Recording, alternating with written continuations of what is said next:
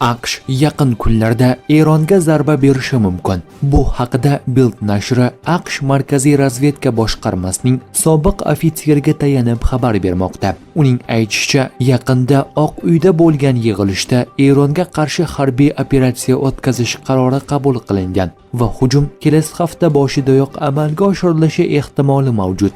Ofitserning so'zlariga ko'ra, Tramp ma'muriyatida Eron masalasi bo'yicha ikki fraksiya shakllangan. Vitse-prezident J.D. Vance hamda AQSh razvedkasi rahbari Tulsi Gabbard Eronga qarshi zarba berishga qarshi chiqmoqda. Davlat kotibi Marko Rubio, Pentagon rahbari Pete Hegseth hamda Birlashgan Shtab boshliqlari qo'mitasi esa harbiy amaliyot variantlarini qo'llab-quvvatlamoqda.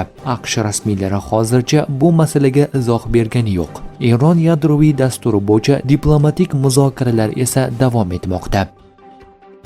Eronning Parand shahrida bir necha portlashlar sodir bo'ldi. Ijtimoiy tarmoqlarda Tehron viloyatidagi Parand shahrida portlashlar yuz bergani haqida xabarlar tarqaldi. Guvohlarning aytishicha, shaharning ayrim hududlarida elektr ta'minotida uzilishlar qayd etilgan. O'z navbatida mahalliy IRNA va Mehr agentliklari aslida Parand shahrida qamishlar yonayotganini ma'lum qilgan. Pokistonning Afg'onistonga uyushtirgan aviazarbalari oqibatida kamida 18 kishi halok bo'ldi.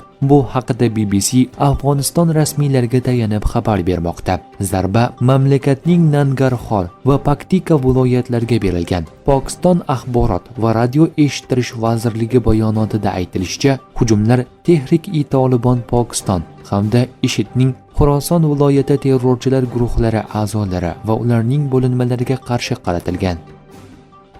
AQSh Eronning uranni boyitishni qisman saqlab qolishiga rozi bo'ldi. Bloomberg nashri ma'lumotlariga ko'ra, Jenevadagi muzokaralarda Washington tomoni Tehronning uranni boyitishni davom ettirishi haqidagi qizil chizig'ini qabul qilgan. Uranni boyitishdan to'liq voz kechish rad etilgan.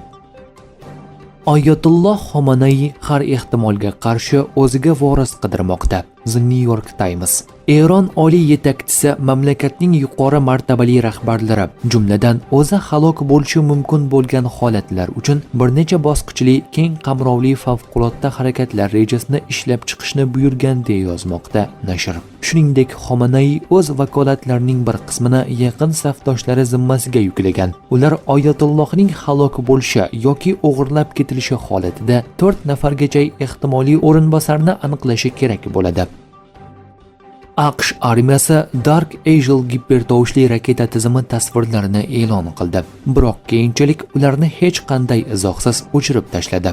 Dark Eagle bu 6100 km/soatdan ortiq tezlikda parvoz qiladigan gipertovushli raketa tizimi bo'lib, ularning birinchi jangovar batareyasi taxminan 2,7 milliard dollarga tushishi kutilmoqda.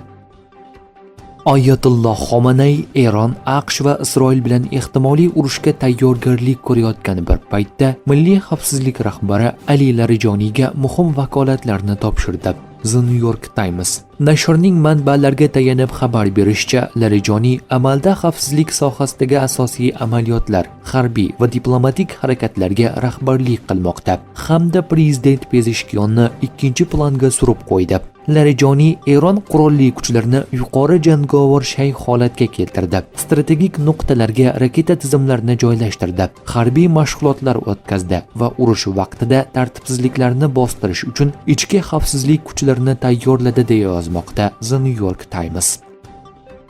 Ukrainaning Lvov shahridagi ikki portlash oqibatida bir nafar politsiya xodimi halok bo'ldi. 24 kishi yaralandi.